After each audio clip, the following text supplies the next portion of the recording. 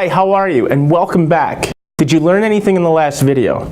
If you're like the many people who responded to us after watching this video, you probably learned that most of the 15 megabyte, 200-page PDFs that sell-side investment brokers send to you are confusing to both novices and experienced investors alike.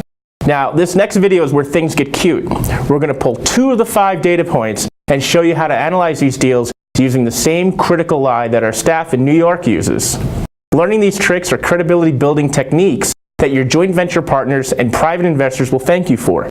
Many of the people who got caught up in the real estate boom from 2002 to 2008 didn't know what they were looking at and literally lost everything because of it. After this video and the next one, you'll be in the know and have the same critical eye as I do. So let's get right to the whiteboard now.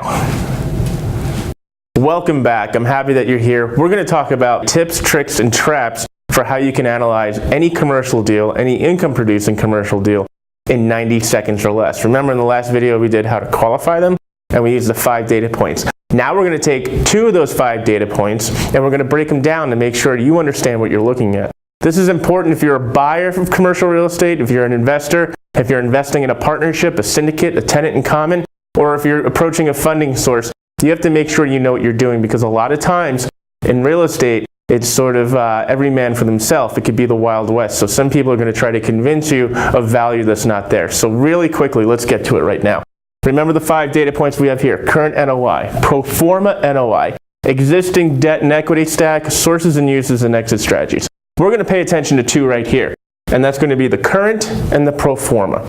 Now remember, we always want to look at the current pro forma at the acquisition. That tells us exactly what it is today, the cap rate that we're buying it at. That's important. We're going to use that to drive the value off of the funding we're going to get and also off of the investors that we're going to pitch to them as far as how much equity we're going to get for this deal. Now, some things are easier said than done, aren't they? A lot of times you're going to find when you're on LoopNet or dealing with a broker or someone on the sales side, what we call sell-side investment professionals, is that they're not going to give you the current NOI at first. Why not, right? Just like a realtor would not tell you, hey, you know, this house might have some problems in it, but we're going to list it at market value or above market value and maybe have it sit there. Nothing against realtors. These people have to make a living.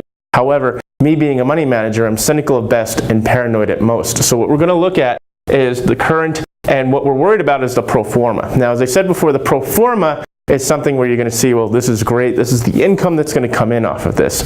These 2 are very opposite. You always want to make sure you get this, because that's going to drive the value at the acquisition. The pro forma is basically a lie. And this is what happens to a lot of people today, is that they go out there, and I call it the Match.com syndrome. When you go to Match.com, you see these beautiful properties that are on there, and the numbers look great, and it's really awesome, and you see everything as it relates to assumable financing, and you're really getting seduced by it.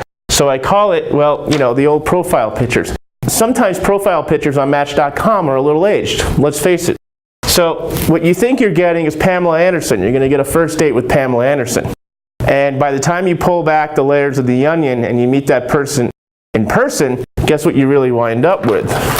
Joan Rivers. There's a big difference there. There's a very big difference there. So if you've been on any type of social media, Facebook, LinkedIn, you know that sometimes these pictures can be embellished. Now, here's my secret hint as it relates to looking at these assets and really seeing if this is something, when we're talking about those value-added rehab deals, if it's really something that you can work with. Always look at the occupancy. Let's take an example here with a marker. Let's say, for example, that the occupancy here is 50%. Okay? And it's bringing $100,000 as far as a current NOI. Okay? So the NOI here, current, right here is $100,000. Now, in an ideal scenario that we're looking at right here, the pro forma, let's just say that there's 100% occupancy. And again, this really doesn't really exist in commercial real estate, but let's just say it's a really tight market. And the NOI, they say, is going to be $250,000. Now,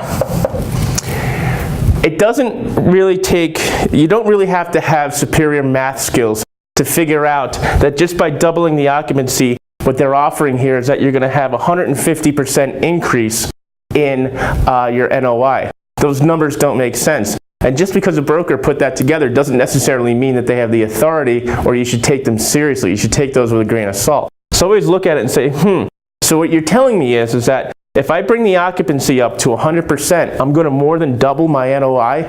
That doesn't make sense. Again, that's a great little negotiating gamesmanship tactic here. So now we're going to dive into 2 other data points in this same video here that we're going to use using my critical eye to make sure you're educated whenever you look at these deals.